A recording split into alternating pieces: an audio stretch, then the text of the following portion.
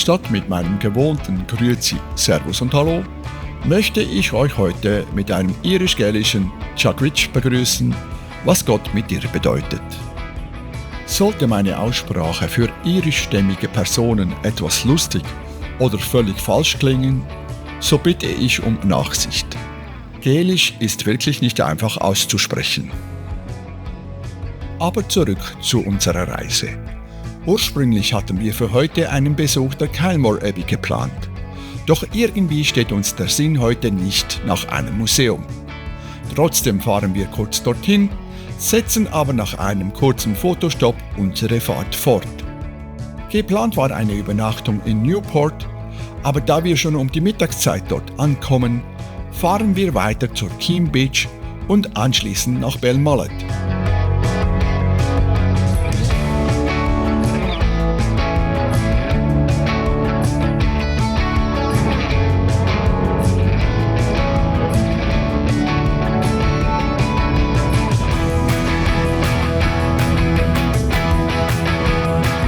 Die Pforten der Kylemore Abbey sind noch geschlossen, als wir dort ankommen.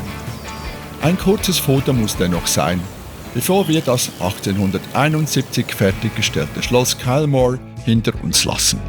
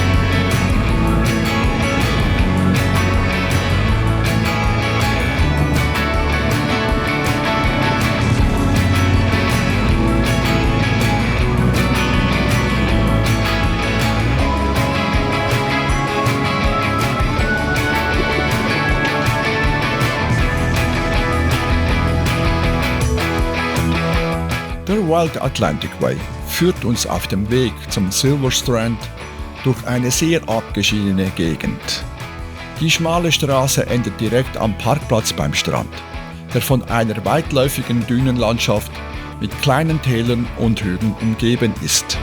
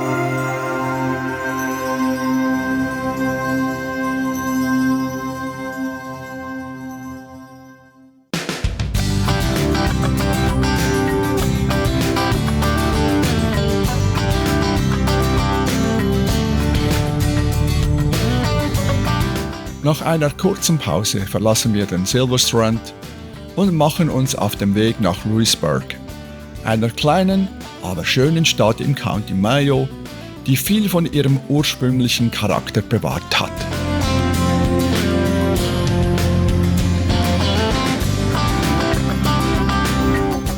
Kaum haben wir Louisburg hinter uns gelassen, erreichen wir schon Newport, eigentlich unser heutiges Ziel.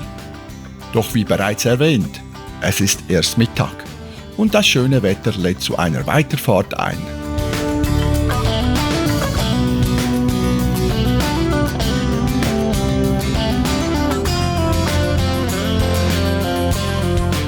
Am Discovery Point, Spanish Armada, machen wir eine kurze Pause und genießen den Ausblick. Dieser Aussichtspunkt mit Blick auf die Clew Bay und Clare Island erinnert an den Untergang von 5 Schiffen der spanischen Armada, die im Jahre 1588 vor der Küste von Mayo auf Grund liefen. Nur 16 Matrosen überlebten dieses Schiffsunglück.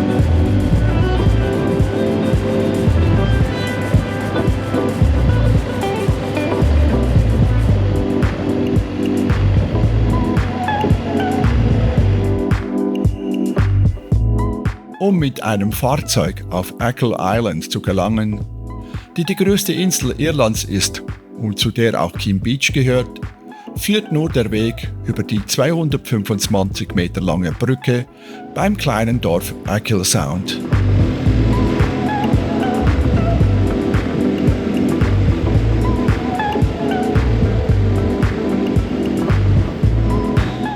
Wenn man wie wir im Frühling durch Irland reist, erblickt man überall die in leuchtendem Violett und rosa blühenden Rhododendron ponticum. Ihre Blüten sind zauberhaft anzusehen. Doch diese Pflanze, die ursprünglich aus Südosteuropa stammt und daher ein invasiver Neophyt ist, bedroht die heimischen Eichenwälder, Moorgebiete und Heideflächen.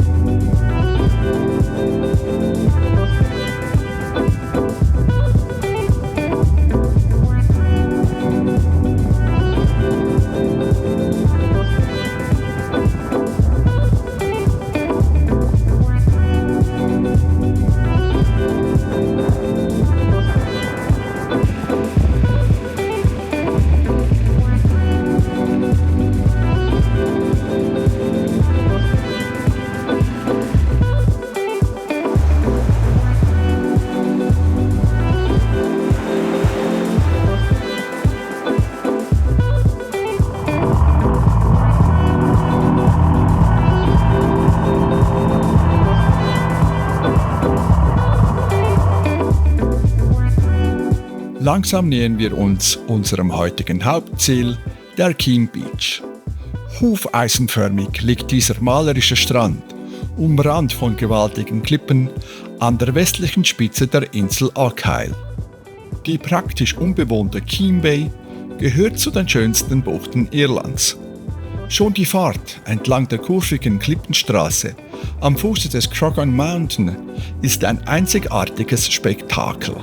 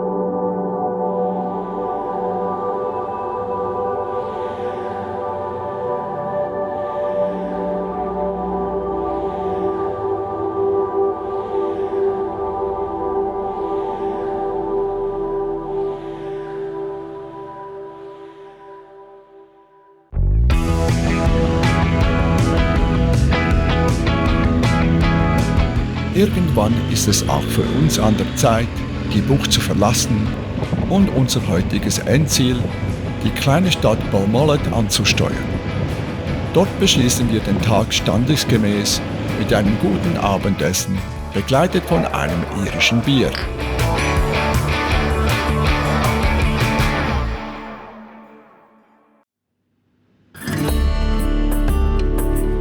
Nach einer unruhigen Nacht, in der sich bei mir einige Grippesymptome zeigten, verlassen wir Belmullet und fahren in Richtung Sligo. Die Symptome sind auch der Grund, weshalb wir beschlossen haben, die heutige Etappe etwas zu verkürzen. Auf dem Weg von Belmullet nach Sligo möchten wir unbedingt einen Abstecher zum berühmten Downpatrick Head machen. In Sligo selbst planen wir einen weiteren Ruhetag, damit ich mich erholen und wieder fit werden kann.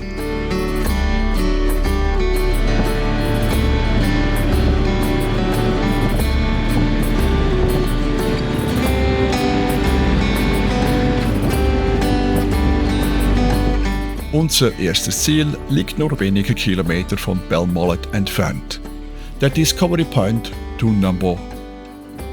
Dieser befindet sich auf einer Klippe und bietet einen ungehinderten Blick auf den Atlantik. Im Jahr 2002 wurde rund um das Blasloch in Toornambo eine Skulptur errichtet. Doch das Blasloch selbst existiert hier schon viel länger.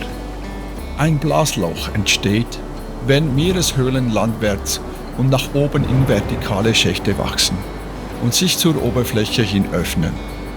Wenn die Atlantikwellen gegen die Klippen schlagen, wird das Meerwasser nach oben und nach außen gedrückt.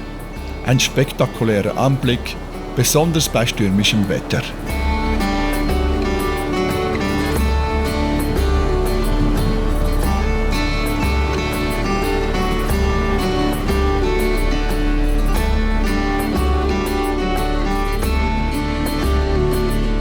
Wir sind zurück in Belmullet und verlassen die Stadt nun endgültig.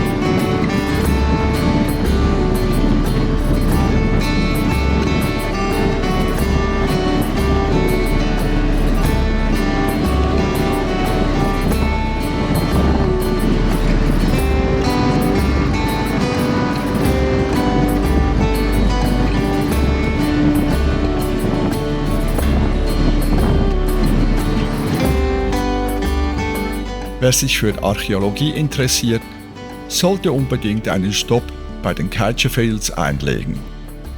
Hier entdeckte man 1930 beim Dorfstechen die Überreste einer Siedlung, die vor 5.000 bis 6.000 Jahren existierte. Im Besucherzentrum erfährt man mehr über die darauffolgenden Ausgrabungen. Wir verschieben den Museumsbesuch auf ein anderes Mal und genießen stattdessen den Ausblick vom Aussichtspunkt.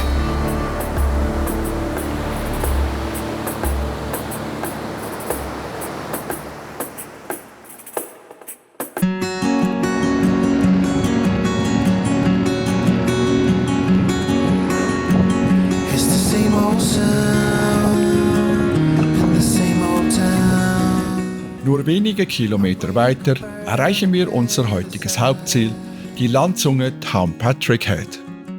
Der Name Downpatrick geht auf die Zeit zurück, in der der heilige Patrick hier eine Kirche gründete. Die Ruinen dieser Kirche, ein Steinkreuz und eine heilige Quelle sind auf dieser kleinen Halbinsel noch heute zu finden.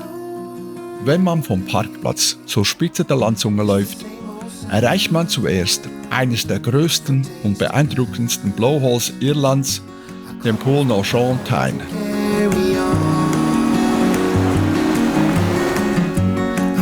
Der Höhepunkt ist jedoch die einsame Felsnadel am Rand der Klippen. Sie trägt den Namen Dumbriste, was zerbrochene Festung bedeutet und einst Teil der Landzunge war.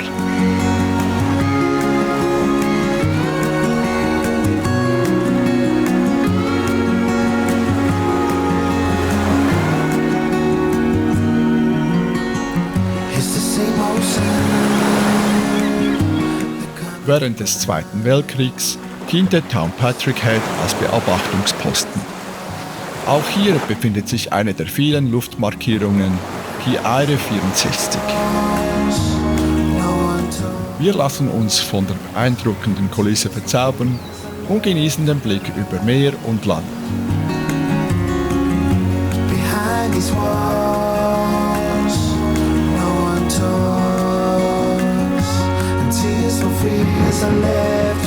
Irgendwann ist es auch für uns an der Zeit, an die Weiterfahrt zu denken. Unser Tagesziel Sligo liegt doch noch fast 2 Stunden entfernt.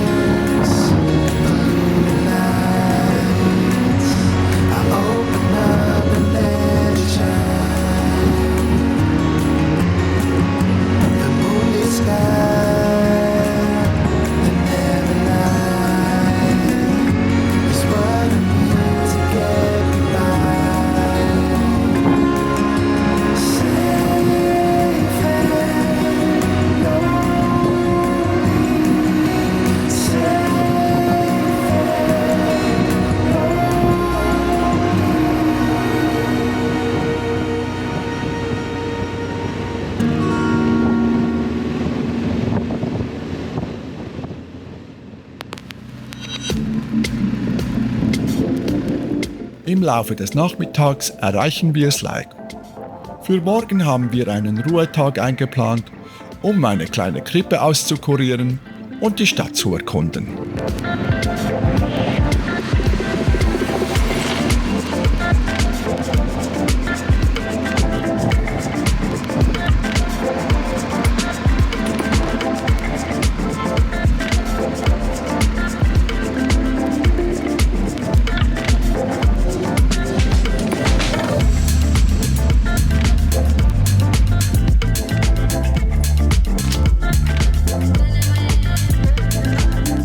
Sligo ist die Hauptstadt des gleichnamigen Countys.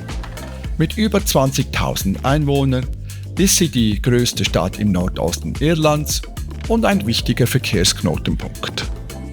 Zudem ist Sligo Sitz des Bistums Elphin.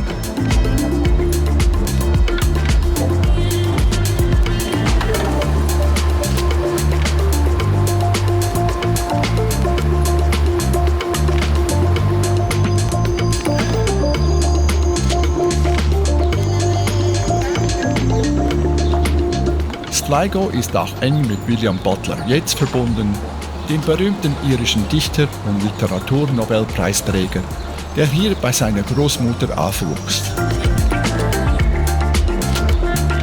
Wer sich für Street Art begeistert, wird in Sligo ebenfalls auf seine Kosten kommen. An fast jeder Ecke findet man kunstvoll gestaltete Wände, darunter Darstellungen einer Eule, von William Butler Yeats oder der britischen Boyband Westlife.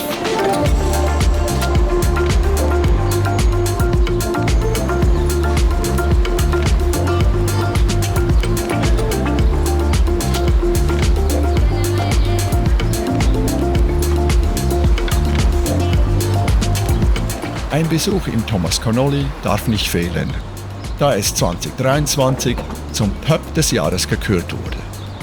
Gegründet 1780 ist das Pub auch heute noch eine Institution in Sligo.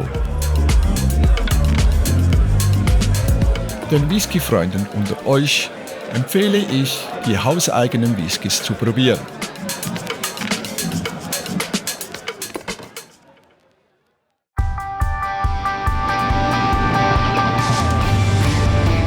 Nach einem wohlverdienten Ruhetag starten wir entspannt in den 17. Tag unserer Reise. Ohne Eile verlassen wir Sligo und folgen der Küste sowie dem Wild Atlantic Way weiter Richtung Norden.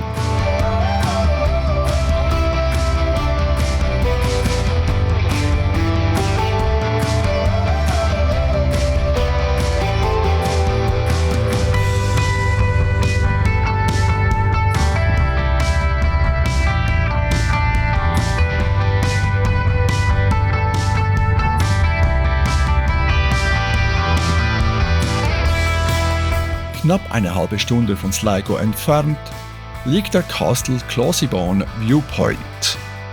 Von hier aus bietet sich ein großartiger Blick auf das märchenhafte Landhaus Closebawn, das auf einer kleinen Anhöhe thront, mit der markanten Gebirgskette des Ben Bulben im Hintergrund. Kein Wunder, dass dieser Ausblick zu den meistfotografierten Motiven Irlands gehört.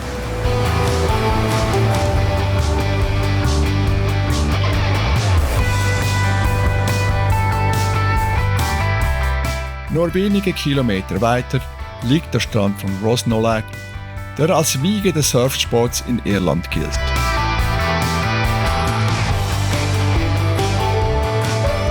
(1966) wurde hier der Bry Island Surf Club von Kevin Cavey und einigen Mitstreitern gegründet. Dies nachdem Kevin 4 Jahre zuvor ein Bild eines hawaiianischen Surfers im Reader's Digest gesehen hatte. Heute gibt es hier zahlreiche Surfschulen und bei gutem Surfwetter zieht der Strand Dutzende von Surfern aufs Meer.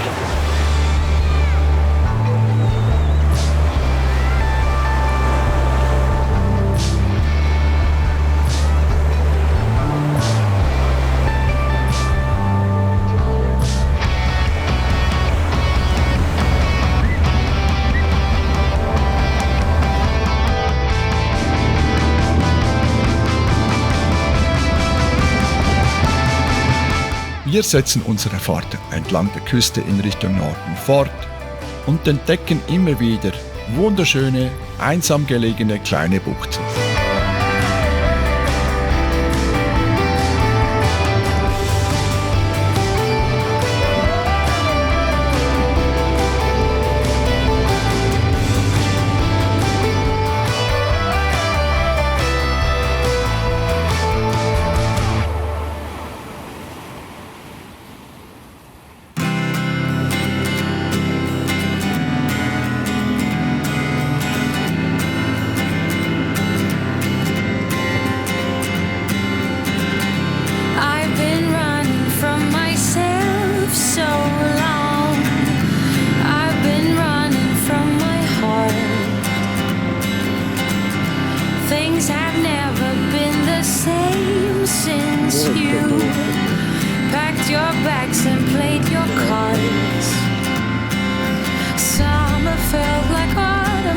The sun so bright and cold, but snow began to fall.